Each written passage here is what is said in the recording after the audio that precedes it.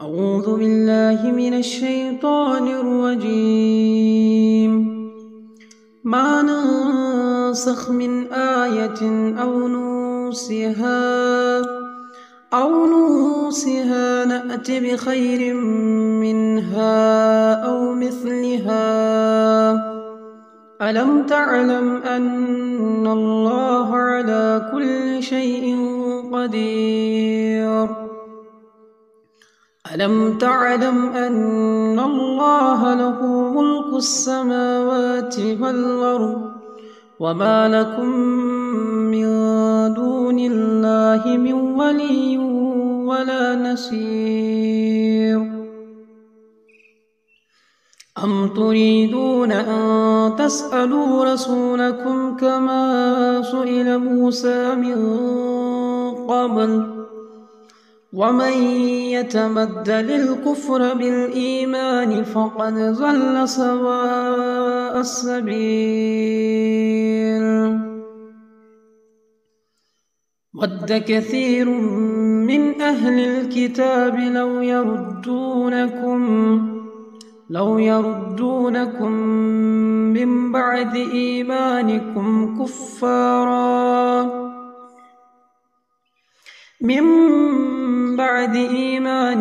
كفارا حسدا من عند أنفسهم من بعد ما تبين لهم الحق، فاعفوا واصفحوا حتى يأتي الله بأمره، إن الله على كل شيء قدير.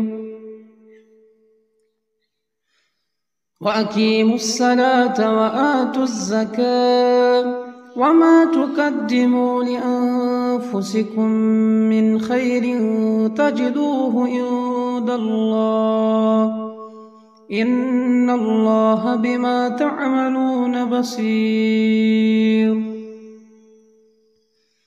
وقالوا لن يدخل الجنة إلا من كان هودا أو نصارى، تلك أمانيهم، قل هاتوا برهانكم إن كنتم صادقين.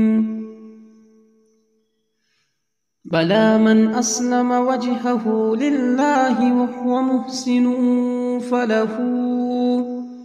فله أجره عند ربه ولا خوف عليهم ولا هم يحزنون.